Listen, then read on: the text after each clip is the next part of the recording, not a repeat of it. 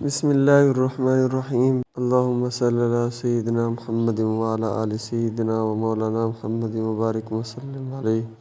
یا ایتھا النفس المطمئنہ، آج ہم آپ کو نفس اور خواہشات سے بچنے کا وظیفہ اور دعا بتائیں گے، اور اس سے پہلے یہ بات ضروری ہے کہ اسے اتباع خواہشات اور اتباع شہوات کی پیروی کیا چیز ہوتی ہے، اس کی تعریف کیا ہے، یہ جاننا ضروری ہے آپ کے لیے۔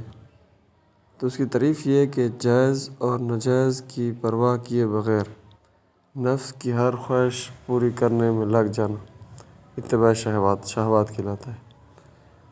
جیسے کہ قرآن مجید میں ہے، اللہ تعالیٰ نے فرمایا وَلَا تَتَّبِعِ الْهَوَىٰ فَيُضِلَّكَ عَنْ سَبِيلِ اللَّهِ إِنَّ الَّذِينَ يَضِلُّونَ عَنْ سَبِيلِ اللَّهِ لَهُمْ عَذَابٌ شَدِيدٌ بِمَا نَسُوا يَوْمَ الْحِسَابِ۔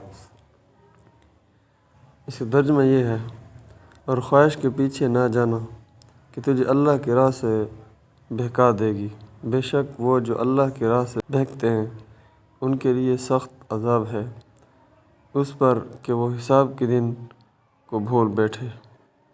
ایک اور مقام پر اللہ تعالیٰ نے قرآن پاک میں ارشاد فرمایا وَأَمَّا مَنْ خَافَ مَقَامَ رَبِّهِ وَنَهَى النَّفْسَ عَنِ الْهَوَىٰ فَإِنَّ الْجَنَّةَ هِيَ الْمَأْوَىٰ۔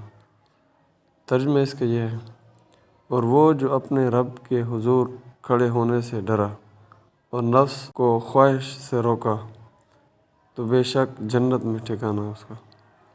حدیث مبارکہ میں ڈالنے والی چیزیں، حضور اکرم صلی اللہ علیہ وسلم نے ارشاد فرمایا کہ 3 چیزیں ہلاکت میں ڈال دیتی ہیں: حرص و طمع میں گم رہنا، دوسری چیز نفسانی خواہشات کی پیروی کرنا، اور اپنے آپ پر فخر کرنا یعنی تکبر کرنا، اکڑنا۔ اب اس پر تنبیہ، اتباع خواہشات کے بارے میں تنبیہ۔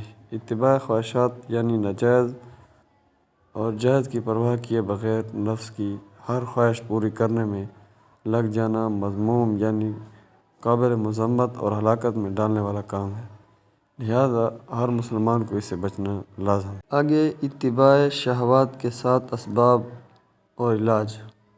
جو شخص شہوات کی اتباع کرتے ہیں ان کے لیے جو ہے 7 اسباب بیان کیے گئے ہیں علاج کے لیے۔ اتباع شہوات کا سب سے پہلا جلد اثر قبول کرنے کی عادت ہے۔ کسی چیز کی تعریف سن کر یا کسی کے پاس کوئی اچھی چیز دیکھ کر بندے کے دل میں یہ خواہش پیدا ہو کہ یہ چیز میرے پاس بھی ہونی چاہیے، جیسا کہ آج کل mobile, laptop, iPad اور گاڑیوں وغیرہ اس کی مثالیں عام ہیں۔ یوں دوسروں کی اشیاء سے متاثر ہو کر وہ چیز حاصل کرنے کے لیے جائز اور ناجائز کی پرواہ کیے بغیر بندہ اس کے حصول میں لگ جاتا ہے۔ اس کا علاج یہ ہے کہ بندہ اپنی ضروریات ناجائز خواہشات کے جال میں الجھ کر رہ جاتا ہے۔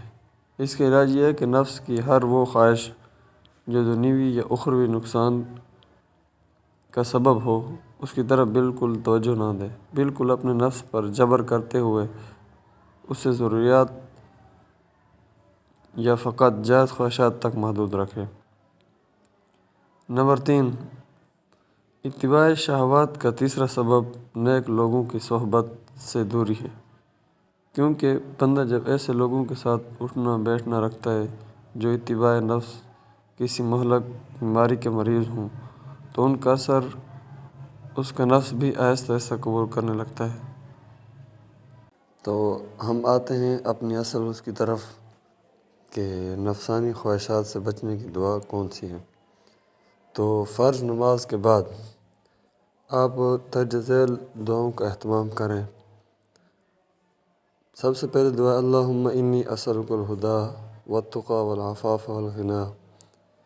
دوسری دعا یا حی یا قیوم برحمتک استغیث واصلح لی شأنی کلہ ولا تکلنی الی نفسی طرفۃ عین۔ اللہم الہمنی رشدی واعذنی من شر نفسی۔ آگے ہے اللہم طہر قلبی من النفاق وعملی من الریاء ولسانی من الکذب وعینی من الخیانتی فإنک تعلم خیانۃ الأعین وما تخفی الصدور۔ اللہم ارحمنی بترک المعاصی ابدا ما ابقیتنی، اللہم حسن فرجی ویسر لی امری۔ ان دعاؤں کا آپ اہتمام کریں ہر نماز کے بعد، ہر فرض نماز کے بعد، تو آپ کی جو ہے نا خواہشات، نفسی خواہشات جو ہیں، ان سے آپ کو چھٹکارا حاصل ہو جائے گا۔